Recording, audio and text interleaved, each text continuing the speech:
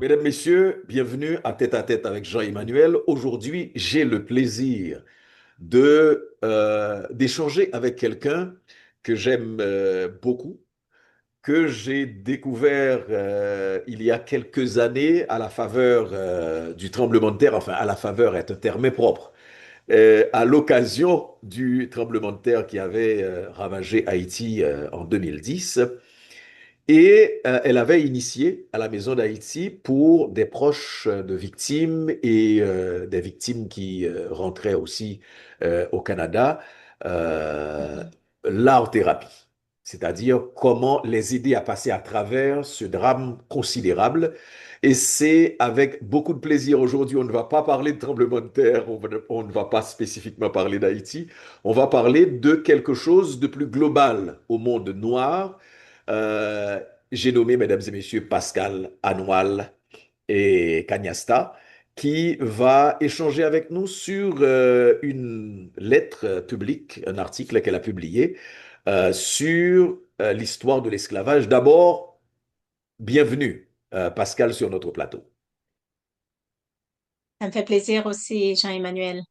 Et oui, ça nous ramène à loin, 2010. Donc, dans mon métier, dans ma formation, et j'aime dire des fois ma déformation professionnelle d'art thérapeute. Donc, je suis clinicienne depuis plus d'une trentaine d'années.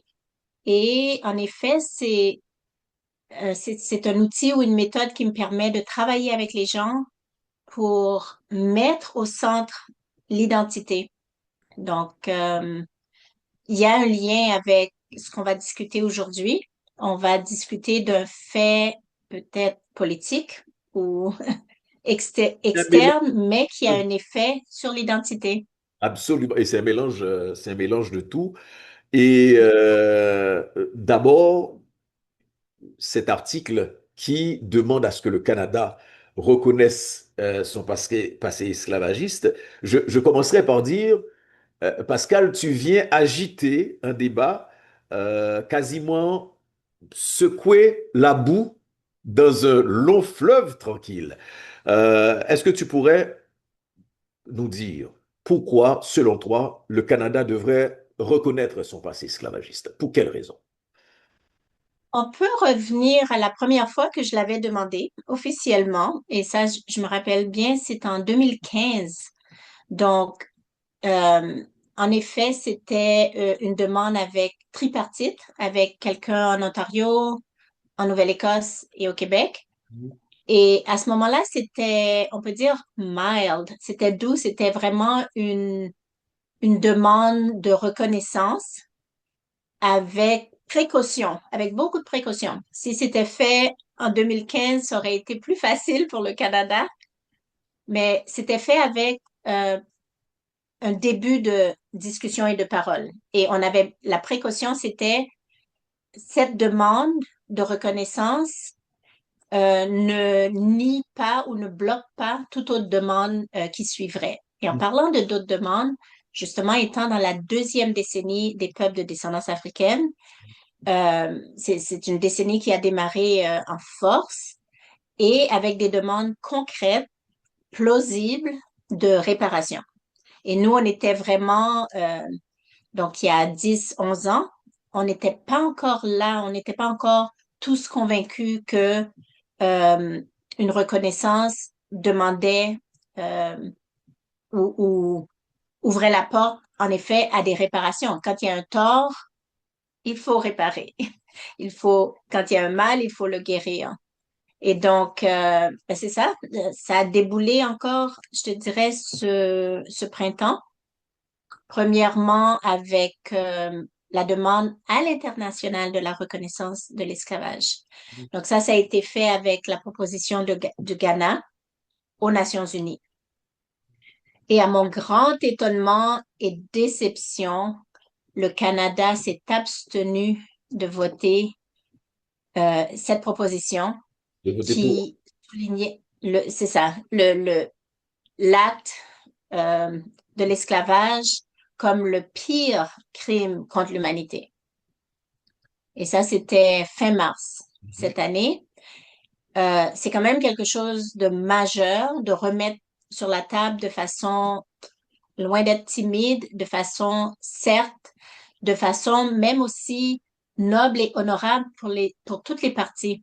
Mhm. C'est pas une demande de réparation superficielle, c'est pas une demande de réparation que monétaire, c'est Mhm. vraiment euh, euh, une compréhension qu'on a de notre passé, des effets qui perdurent et de notre futur qu'on veut assainir finalement. Mhm. Et, mais les gens te diraient, puisque tu as évoqué, Pascal, la question de cette décennie pour les peuples, les personnes d'ascendance africaine, puisque tu l'as évoqué, on pourrait dire que euh, le Canada, dans un certain sens, pensait devoir ou avoir fait l'essentiel à ce moment-là. Et qu'est-ce qui te, qu'est-ce qui te dérange? Mais en fait, le Canada était, avec la première décennie, donc je me rappelle aussi en 2018, le Canada était, ça c'est sous Justin Trudeau spécifiquement, c'est pas n'importe quel Canada, qui était un des premiers pays à reconnaître la première décennie, donc qui avait commencé 3 ans avant, on n'en parlait pas beaucoup et on n'en parle encore pas assez au Canada. Et donc ça, c'est un des remous qu'il faut faire. C'est nécessaire. C'est pas quelque chose qu'on cherche à faire, mais c'est quelque chose qui inquiète le fait qu'on ne discute pas assez. Et donc, en 2018, je me rappelle très bien le Canada qui reconnaissait, qui soutenait les efforts. Moi-même, je suis partie dans la première rencontre internationale en Guyane et j'étais avec le comité santé, justement, pour regarder pour saisir l'occasion, en Mhm. fait. Donc, la décennie, pour avoir vécu ou avoir côtoyé la décennie des peuples de descendance, les peuples autochtones, Mhm. 2 décennies ou 23 ans, ça a pris de travail pour aboutir à des droits. Mhm.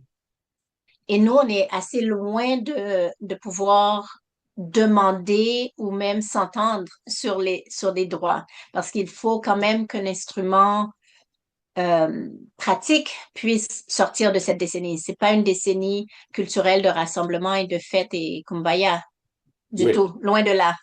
C'est sérieux et le manque d'implication. En fait, c'est pas un manque d'implication. Je dirais que c'est très difficile quand même d'aborder comme sujet.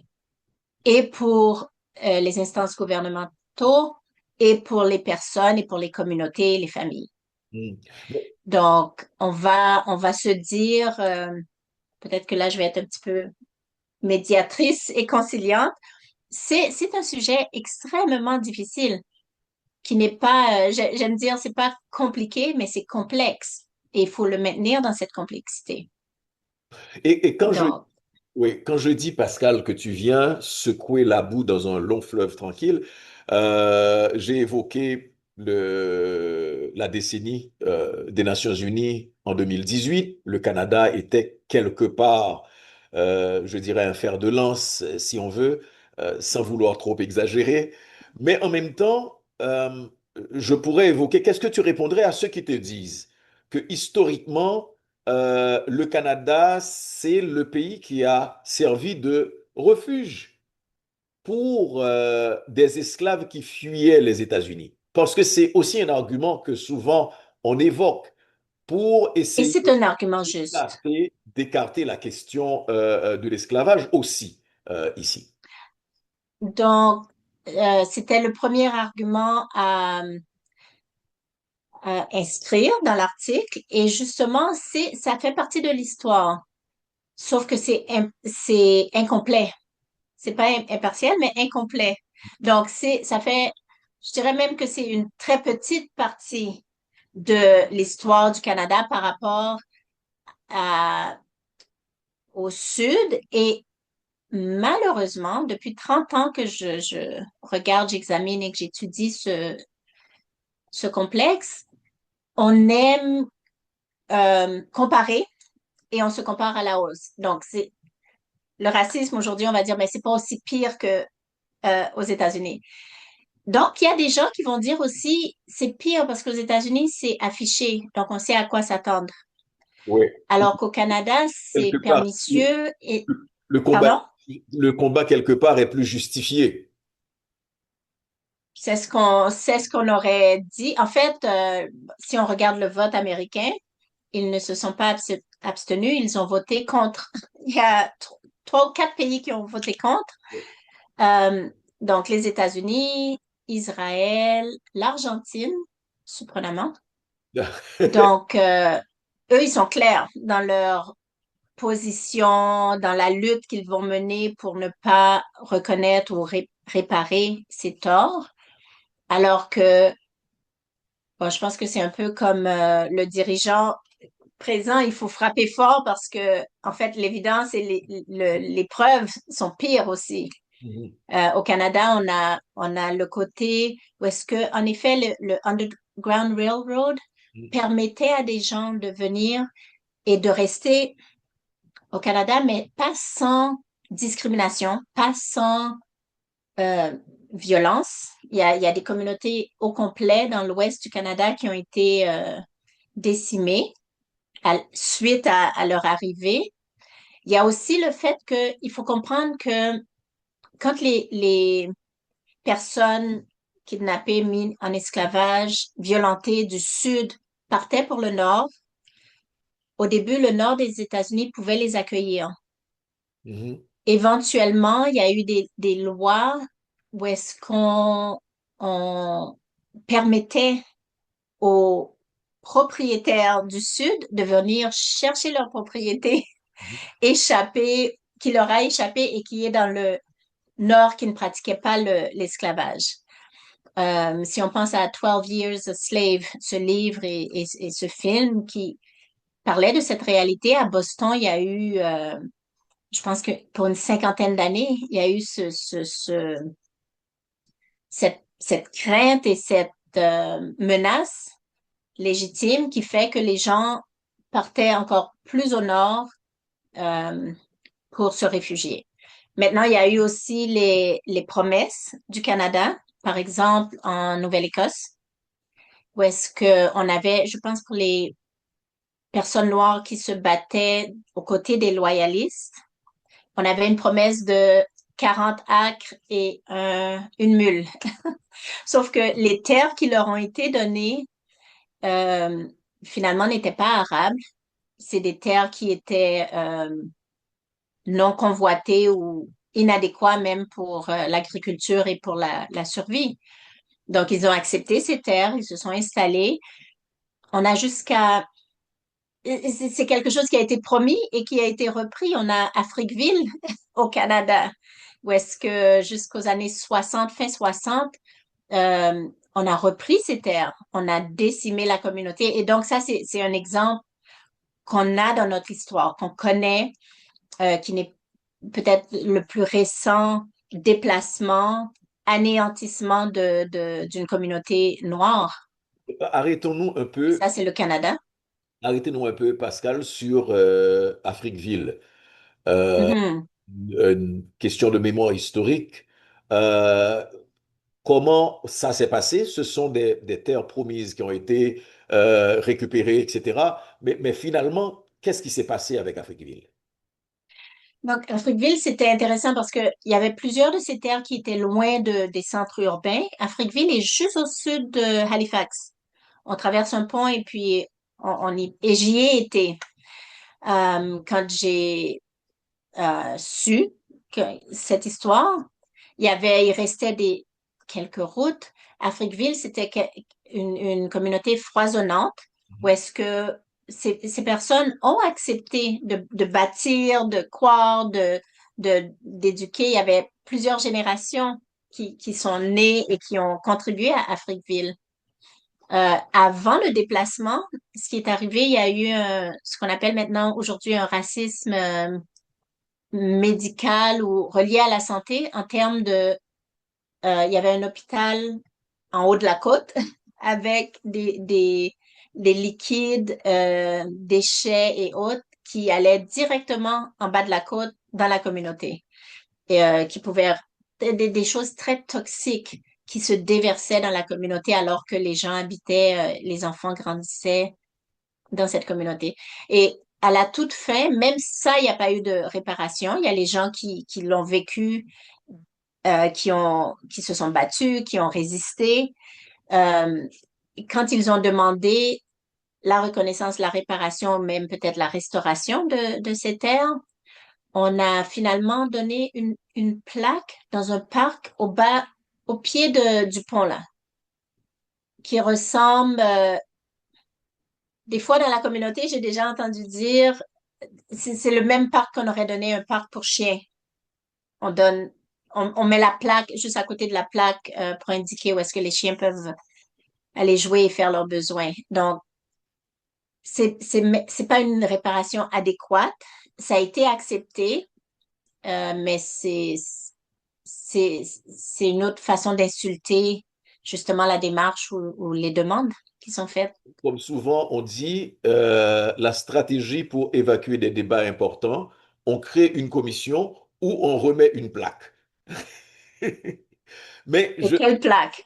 Mais c'est intéressant le mot commission parce que justement, auprès de la communauté autochtone, il y a eu la commission Vérité et Réconciliation qui est répétée, c'est un processus quand même international. Euh, bon, est-ce que c'est déjà beaucoup. En fait, c'est un processus auquel j'ai participé comme professionnel en appui aux aidants naturels de la communauté. Euh, c'est élaboré, mais au Canada, en fait, une grande menace, c'est que toute la vérité, toutes les histoires qui ont été récoltées sous larmes et douleurs et raviver des atrocités quand même, euh, le Canada risque d'effacer, de détruire tous ces records. Je pense que c'est cette année. Mais Et là, donc, oui, oui, allez-y, allez-y. oui, c'est atroce parce que la communauté s'est livrée et c'était assez à sens unique. C'était vraiment la communauté autochtone, les victimes et les personnes les survivants qui ont dit leur vérité. Il y avait beaucoup de déni encore et il y avait beaucoup de refus de raconter du côté des personnes de l'administration, des églises, des écoles résidentielles, etc. Donc, ça a été livré, ça a été fait avec énormément de courage et de sens de responsabilité par rapport au devoir de mémoire. Et le Canada officiellement, mais ça, c'est une question, comment même entrevoir qu'on puisse détruire ces records? Mhm. Qu'est-ce Mais qu'on peut évoquer même pour détruire ces records? tous ces rapports qui ont été créés. Mais je veux dire, quelque part, bon, la commission, à un certain moment, on avait l'impression, était plus concentrée sur cette douleur de la période des pensionnats pour Mm. l'essentiel. Euh, mais toi, Pascal, tu as évoqué dans ton article, dans ce texte public, dans cette lettre publique, que euh, il ne faut pas oublier que l'esclavage, c'était concernait ceux qui venaient de l'extérieur du Canada, mais concernait aussi les Premières Nations, les peuples autochtones. C'est un aspect dont on ne parle pas beaucoup. Exact, exact. Et même moi, je devrais vérifier spécifiquement parce que eux-mêmes n'ont pas fait de revendication par rapport à la mise en esclavage. C'est pour ça que j'ai posé Euh, la question de la donc, il y avait quand même nécessairement une hiérarchie, mais ces deux communautés étaient visées et étaient côte à côte. Donc, dans le travail, on retrouvait les deux peuples. Et aux États-Unis aussi, en effet. Mais je pense que ce qui nous concerne, c'est le fait qu'on est le déplacement à partir des terres de l'Afrique, à partir de, donc c'est pas juste les personnes venant du Sud il y a eu peut-être des achats directs. Il y a Charmaine Nelson, c'est son expertise, c'est une historienne de l'art. et elle a beaucoup étudié les archives des ports pour voir les noms, les entrées, euh, le temps de, les personnes étaient comme des propriétés Mhm. ou des personnes étaient comme des biens meubles, si on veut. Et donc, on retrouve dans les archives le nom de personnes. Et ce travail-là demande qu'on fasse en tout temps une comparaison avec les lois récurrentes. Donc, en quelle année il y a eu l'entrée, combien d'années ils sont restés au service et en quelle année l'esclavage a été aboli, si on veut. Et ça, c'est une autre chose qu'il faut regarder parce que c'est même pas un contraire de peuples. C'est pas des peuples qui étaient soumis et des peuples qui étaient propriétaires. C'est vraiment des décisions politiques et économiques qui séparent et qui divisent les peuples. Donc, dans le travail de réparation, il faut regarder ça. Il faut regarder euh, aucun temps, je veux dire, est-ce qu'il y a espoir qu'il y a des Canadiens qui trouvent qu'ils sont aussi offensés par ces faits que des non-Canadiens ou des personnes amenées en esclavage? Et c'est là qu'il faut faire front commun. C'est là qu'il y a espoir. Parce que Frantz Fanon le dit, quand il y a un tel déséquilibre, c'est pas seulement les victimes qui sont affectées, mais l'humanité même ceux qui en profitent est affectée. Lui, dans les damnés de la terre, il va parler des bourreaux. Leur humanité, leur psychologie, leur compassion, tout ça est affecté. Et donc, c'est là peut-être le seul intérêt à arriver à une table pour parler de réparation. Parce que Parce souvent, qu'il faut un intérêt quand même. parce que souvent, ce qui arrive, Mais oui, allez-y. oui, j'allais dire, est-ce que l'humanité des personnes canadiennes est en ligne? D'après Mhm. moi, oui, mais est-ce qu'on peut s'asseoir à partir de ce constat? C'est Ouais. l'humanité même qui est en ligne. Parce que dans la dynamique de déshumanisation, il y a quelque part le bourreau et la victime, mais les deux finissent par être déshumanisés. Absolument, absolument. Et Et ça, c'est Frantz Fanon qui l'explique, qui l'annonce, mais je pense que son offre qui nous donne une voie pour s'en sortir. oui, Parce que c'est vrai qu'on a les deux aspects et possibilités, même que on va l'utiliser dans le silencement des personnes héritiers de héritiers ou descendants. Donc, il y a ce côté-là où est-ce que on silençait en disant, ben, depuis dans Guinée, nègre à nègre. Euh, c'est vos propres qui vous ont vendu, etc., etc. Mais on sait maintenant il y a des pressions, puis il y a des pressions. On est forcé à faire certaines choses. Et de toute façon, il faut toujours réviser l'histoire. Parce que humainement, est-ce que c'est possible qu'on ait voulu euh, ces atrocités pour nos propres? C'est bon, peut-être que ça revient à dire que là encore, il y aura des personnes qui ont déjà été déshumanisées. mhm. Le Mais but, c'est de réparer tout ça pour tout le monde. quels sont, juste avant de parler des enjeux, comme dernier élément de notre échange, on reviendra certainement, j'espère, à un autre moment pour échanger là-dessus. D'abord, il y a des faits qui prouvent que le Canada a un passé esclavagiste pour ceux qui refusent cette réalité. Un événement à Montréal qu'on évoque souvent, hein, et une figure Marie-Angélique. angélique, hein, Ouais, l'incendie de la ville de ouais. Montréal. Mais Pascal, quels sont les enjeux aujourd'hui? qui justifie ce besoin de reconnaissance du passé esclavagiste du Canada?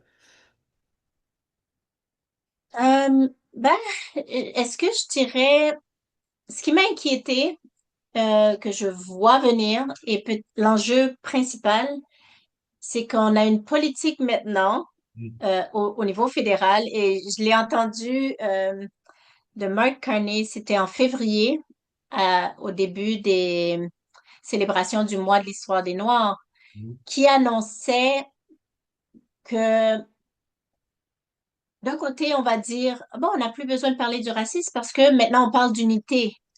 Et je pense que hier ou cette semaine, il annonçait encore quelque chose par rapport à le nouveau visage du Canadien, du Canada, des Canadiens et Canadiennes, c'est qu'on est unis et qu'on va dorénavant, moi je dirais tout d'un coup, avoir cette base de relation par rapport à ce qui nous unit.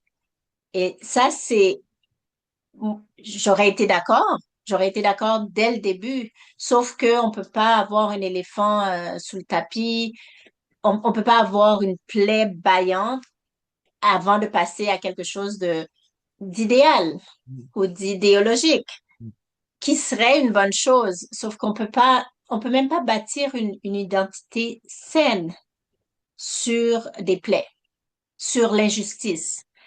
Euh, on va dire, oui, ce qu'il essaie de faire, c'est d'amener une bienfaisance, ce qui aurait été une bonne idée, mais qu'est-ce qu'on fait des malfaisances qui sont des faits? C'est des faits historiques, c'est des faits qui ont encore des, leur effet sur les victimes et les survivants, mais aussi sur les personnes qui se pensent privilégiées et qui ne veulent pas remettre en question ce passé esclavagiste. Est-ce que, est-ce, Donc, est-ce que taire ce passé esclavagiste conforte également, dans une certaine mesure, le racisme qui est un peu plus sous-jacent, qui est latent au Canada?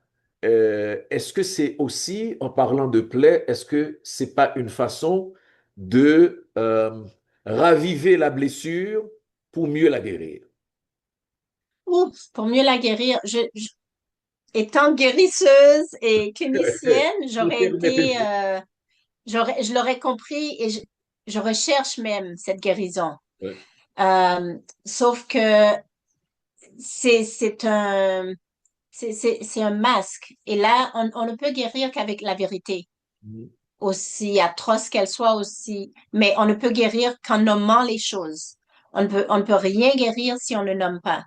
Parce que là, on masque et on renforce même le virus. Et ça c'est très dangereux. Euh, donc, dans les nouvelles politiques, il y avait on n'a même pas eu reconnaissance de l'antiracisme noir, Black anti-racism. Il y a quelques années, le travail a amalgamé tous les racismes. Mhm. OK, je suis d'accord, il y a islamophobie, etc.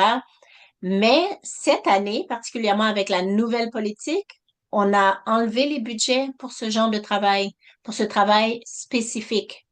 OK. Et là, ça devient, nous, on travaille sans filet, sans filet de sécurité, de support, parce que là, on doit nommer quelque chose qui a été enlevé du vocable politique et économique. Je souligne Soyons, Wabkinu. soyons clairs là-dessus, Pascal. Mhm. La campagne pour enlever le mot en haine, comme on dit maintenant, est-ce que ça a des répercussions négatives sur la lutte qu'on mène? Oui, parce que c'est un genre de fatigue que les gens qui ne sont pas arrivés et qui peuvent dormir le soir comme il faut disent, OK, on en a assez parlé, OK. mais ça, c'est d'admettre l'échec de tous. Si Oui. on en a suffisamment parlé, on en a trop parlé, on a trop dépensé, on a trop, on s'est trop concentré sur ce mal. et qu'on n'aboutit pas, il faut changer le nom pour dire qu'il n'existe plus ou qu'on a une nouvelle lutte, c'est un échec pour tous. C'est un échec pour tous. Je suis d'accord que, en fait, je serais la première à dire que oui, depuis 30 ans que je parle de, par exemple, ou spécifiquement du racisme dans la clinique en santé. Je suis une des premières qui a écrit dans ma thèse de mémoire que le constat du racisme dans la santé, si on n'en parle plus, c'est loin de dire que ça a été guéri ou que ça a été résolu. Mais je veux C'est dire, dangereux. oui, sans nous écarter de la chose, j'aimerais Mhm. comprendre, parce que ça a été en partie aussi mon point de vue, que le problème a été mal posé, euh, que le fait de ne plus dire le mot en haine, puisqu'on est entre nous, on peut le dire, noir ou nègre, est-ce que ça résout la problématique du racisme? Loin de là, c'est ça. En fait, il y a longtemps, je jouais avec ça parce que le mot en haine, c'est un nom. Donc, je me rappelle très bien du temps que je disais, ben, tu peux m'appeler Soulier, tu peux m'appeler Anne, tu peux m'appeler voiture si tu veux, ou d'autres mots en haine, tu peux m'appeler marshmallow. Est-ce que ça change? Est-ce que ça c'est vraiment comme, Ça change est-ce pas que le contenu. Ça change pas le contenu. ça change pas le contenu, ça change pas la vérité et ça change pas l'authenticité. Donc, si on parle des vraies choses, on peut l'appeler comme on veut. Et c'est pas là qu'il faut tousser. Dans ce travail, littéralement, combien de jeunes j'ai avisé de, il faut, il faut avoir une carcasse, dans le sens que moi, je préfère que tu m'appelles soulier. Et si tu veux m'appeler, au secondaire, on m'a appelé, euh, genre de lutte de casier, là. On a dit, ah, toi, nègre. J'ai dit non, négresse. Et j'ai continué ma journée. Mais ça fait des années. Alors, c'est c'est pas un faux débat. Et c'est même pas, on ne peut pas être insulté. Dans ce travail, on ne peut, on ne peut pas m'insulter sans ma permission. Mhm. Donc, par le mot, littéralement, si tu me dis nègre ou négresse, moi, j'entends soulier ou j'entends âne. Est-ce que ça me concerne? Non. Parce que toi, tu nommes quelque chose qui n'existe même pas. On va revenir. Et ça, je pense que c'est intéressant. Je suis en train de le voir en nommant dans la lutte contre les séquelles de l'esclavage, contre ce tort qui a été fait même pour lui-même dans un certain temps, qu'il continue ou non, la réidentification, c'est-à-dire on a ce devoir de se réidentifier. Donc, il y en a qui vont résister puis qui vont dire, ah non, moi, je ne suis pas africaine, je ne suis pas africain. Et il y a peut-être des réflexes nationalistes. Je suis fièrement haïtienne, mais il faut dépasser ça. Oui, mais Pascal, il y a aussi ce qui évoque le contenu historique. Pour eux, on ne peut pas détacher le mot de son contenu historique. C'est ce qui justifierait aujourd'hui, parce qu'on l'utilise encore comme insulte, c'est ce qui justifierait qu'on essaie de bannir le mot.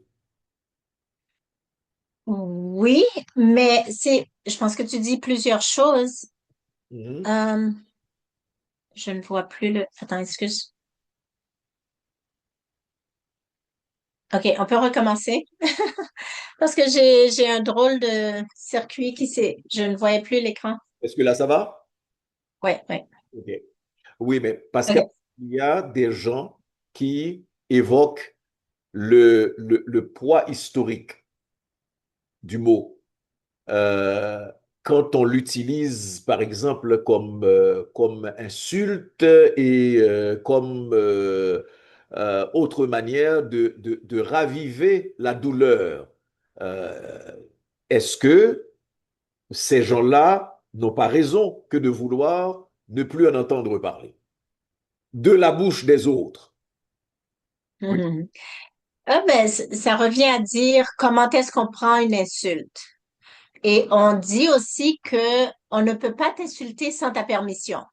Donc moi, par exemple, tu peux utiliser un mot, tu peux utiliser des menaces, tu peux utiliser des actions. Et en fait, ça, c'est ton, ton choix. Ça parle de tes valeurs ou de tes manques de valeurs. Mhm. Donc, l'insulte, c'est la moindre des choses. Et je pense que certaines personnes peuvent prendre l'insulte comme incitatif, c'est-à-dire, est-ce que, et c'est dommage parce que c'est un cheminement qu'on devrait choisir d'avance. Donc, si moi, je suis dans un cheminement spirituel, existentiel, j'ai même pas le temps pour que tu tires ma chemise et que tu m'envoies des petits défis, parce que moi, ma mission va être plus grande. Ma mission va être d'avoir une vraie relation avec les personnes, du continent, de l'Afrique, Mhm. d'avoir des voyages, d'amener d'autres personnes, de comprendre et d'apprendre de la culture, l'humilité. Alors, tu sais, il y a un rituel autochtone dans l'initiation ici, où est-ce que avant de devenir initié, tu vas passer une allée où est-ce que les gens vont t'envoyer les pires insultes, vraies ou pas vraies, et tu es censé te raccrocher à ta mission et tu vas passer. Moi-même, j'ai déjà été dans ceux qui étaient pour, qui, pour renforcer la personne, devaient dire des insultes. Mhm. Et ça dure et tu te surprends à pouvoir sortir les pires insultes parce que l'objectif, c'est de sortir les pires insultes. Mais juste pour mettre en doute, et cette personne-là qui arrive à l'initiation, puis pour dire, t'es sûr là, t'es sûr que tu veux continuer, tu es sûr que tu veux, ou est-ce que tu vas être distrait par des choses qui sont dans ton passé? Mhm. Alors, dans l'identification, j'espère qu'on aura une identification positive, collective, respectueuse et qui vient avec des valeurs d'humilité, d'intelligence, de compassion. Et je pense que n'importe quelle insulte a cette fonction, justement, Ouais. Et, de, de dire qui es-tu vraiment et qui est-ce que tu es en train de devenir. et c'est un peu ce que tu veux faire ressortir aussi dans cette invitation lancée aux Canadiens et aux Canadiennes, au Canada, aux décideurs politiques et autres, Surtout. des réflexions qui devraient nous permettre de nous interroger sur nous collectivement comme société, pas seulement sur les personnes de descendance africaine.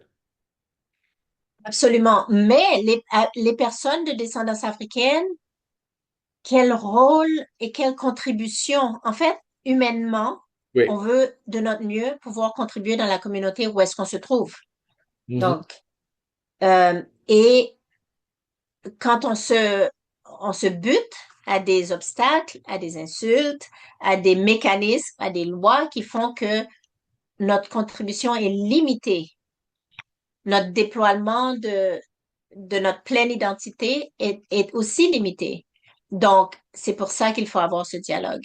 Et ça, j'ai écrit cet article suite à 6 ans de collaboration avec l'Agence de santé publique du Canada, qui avait un focus avec des experts, avec une équipe d'experts travaillant sur l'identité et la santé mentale des personnes et des communautés noires. Et après 6 ans, assez soudainement et assez de façon irrévocable, on a arrêté cette collaboration. Donc, ça aussi, ça faisait partie de l'article dans le sens que tout ça arrivait en même temps. C'est la clôture de notre contrat ou de cette dynamique de travail est venue une semaine après l'abstention du Canada au grand complet à la table des Nations Unies. Est-ce que d'après Donc, toi, c'est un genre de... c'est ça qui m'a secoué moi, pour que j'aille secouer la boue du fleuve qui dort. Est-ce que, d'après toi, par rapport à 2018, qui était considéré comme une avancée, le début de la décennie, cette abstention, on va pas dire ce refus, mais cette abstention du Canada est un recul?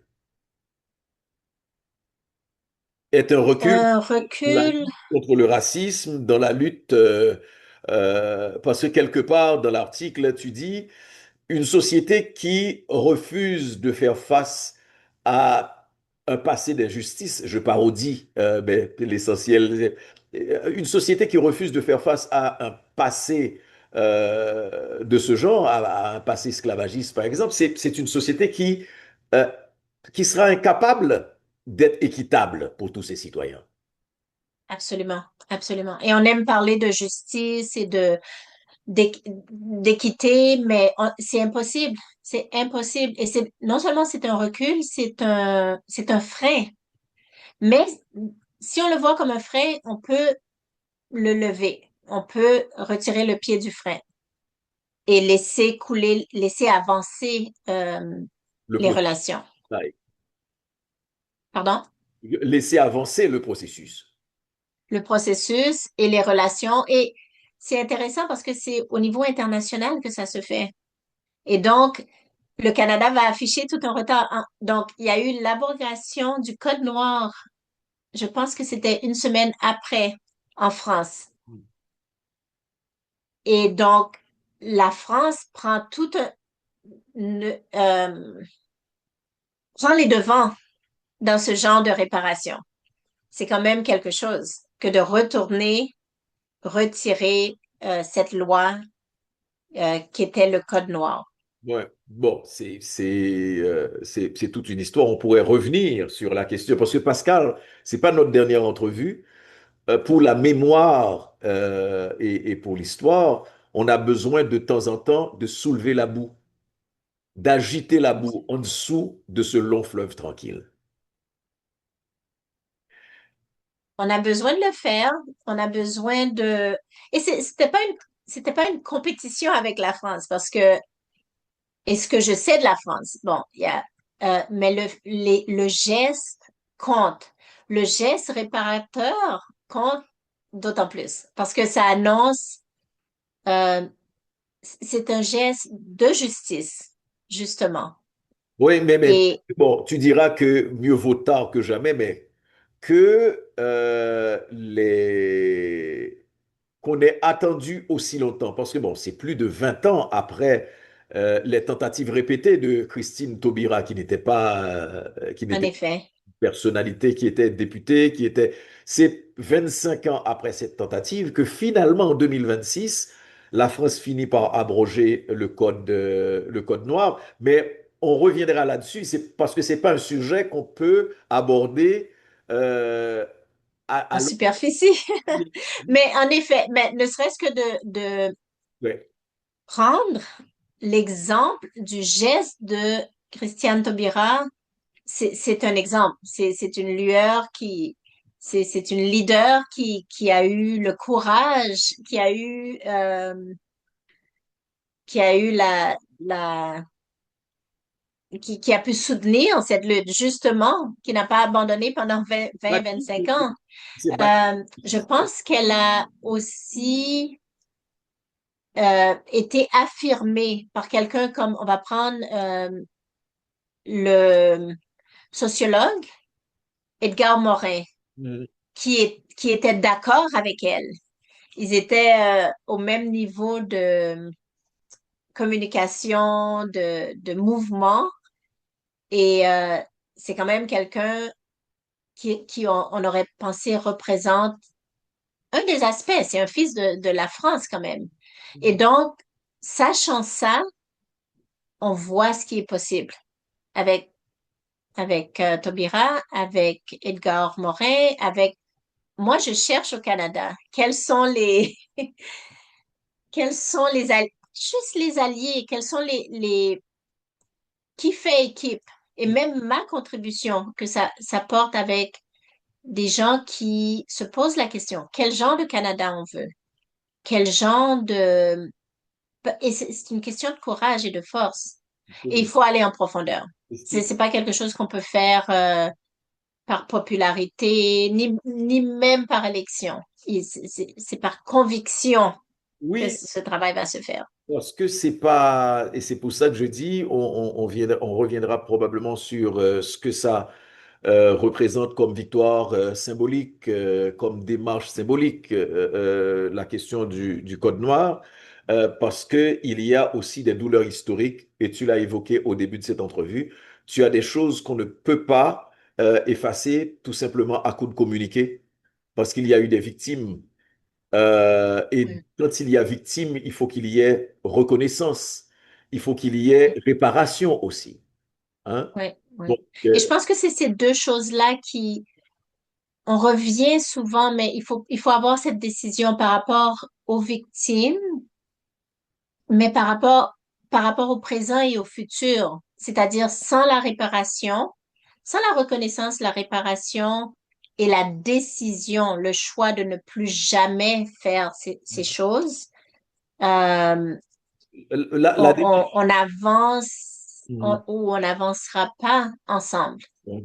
Il y a des choses qui doivent, il y a des obstacles qui doivent être enlevés du chemin. Il y a des obstacles et des menaces qui doivent être réparés. Comme je dis, pour tous, on peut pas avancer humainement sans vérité, sans carte sur table, sans l'histoire. Sans Parce que sinon, on est encore dans le profit, on est encore dans la magouille, on est encore dans euh, des choses quand même superficielles. Du côté de la gouvernance, on va d'une élection à l'autre. Mais ça, c'est très superficiel. Il faut, ça prend un leader qui se dit, ben finalement, on veut un Canada guéri, on va pas plafonner notre propre futur ensemble, notre diversité, on va accueillir, s'il y a quelque chose, il faut profiter, c'est bien de la diversité. Et on est loin de ça, on est loin de ça. S'il y a quelque chose à célébrer, c'est la diversité.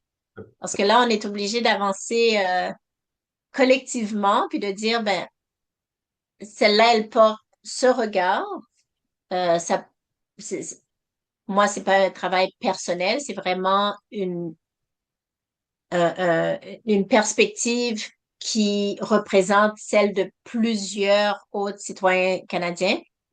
Donc, il faut avoir un courage d'écouter puis de contribuer pour bien avancer ensemble. Et comme tu dis, Au-delà de la prochaine élection. comme tu dis, cette reconnaissance-là pourrait permettre, par exemple, dans un Canada très et si diversifié, de reconnaître l'apport des uns et des autres, mais surtout de repartir. Et j'ai aimé l'aspect d'équité que tu as évoqué à un certain moment. C'est comme ça qu'on peut créer une Oui. justice sociale, une société équitable. Inclusive. Mhm. Merci beaucoup, Ouais. Pascal. Mais c'est moi qui te remercie. Et oui, on va se reprendre, on va continuer. Absolument, parce qu'il y a tellement J'espère. d'aspects qu'on a évité d'aborder. Par exemple, quand tu as évoqué la question de réparation, on aurait pu évoquer la question de la dette de l'indépendance d'Haïti. Euh, Ah ah. et dette était Alors, mais propre. On y... je pense que la question de réparation, en primeur, je te dis, parce que c'est tellement foisonnant à l'international, je regarde Barbade et le Jamaïque qui va présenter une proposition en septembre à l'Angleterre. Donc, je pense me pencher là-dessus. Naturellement, du point de vue, euh, qu'est-ce que ça, qu'est-ce que ça peut valoir, mais qu'est-ce que ça peut ouvrir pour les citoyens et les citoyennes du Canada? Merci beaucoup, Pascal. C'est une question encore plus complexe et Euh, là, je dirais que ça compliquée, ne, que mais ça on peut y ne- arriver. c'est plus complexe que ça ne paraît. Ah oui, oui, oui. Non, il y a il y a des dimensions enracinées il y a des choses qu'on ne voit pas aussi. Ouais. Et, mais il y a beaucoup de peur par rapport à la réparation. Combien ça va coûter? Moi, je dis que symboliquement, et la réparation ne sera et ne pourra être que symbolique parce que on ne peut pas défaire ce qui a été fait. Et puis, quand il s'agit de vie humaine, de dignité, et il n'y a pas de prix pour ça. Donc, on Bon, devrait même consacrer déjà d'emblée parler de réparation symbolique. on va consacrer une émission à la démarche des requêtes, des demandes qui sont formulées et Oui, la réalité. Parce que entre le désir et la réalité, il faut en même temps trouver une juste mesure. Comment, par exemple, financer des universités, comment financer des chaires d'études, etc., etc. Il y a beaucoup de sentiers à explorer. d'accord. Donc, en fait, à l'automne, je pense que ça va justement, ça va être le temps. Ouais, Absolument. On va se reprendre, Pascal. Merci beaucoup. avec plaisir. À Au bientôt. revoir. Et je dis à nos auditeurs et téléspectateurs qu'ils peuvent toujours réagir dans la place qui est appropriée pour ça. Et comme tous nos invités, Pascal se fera un plaisir aussi de répondre à des questions si vous en avez. Au revoir. À bientôt.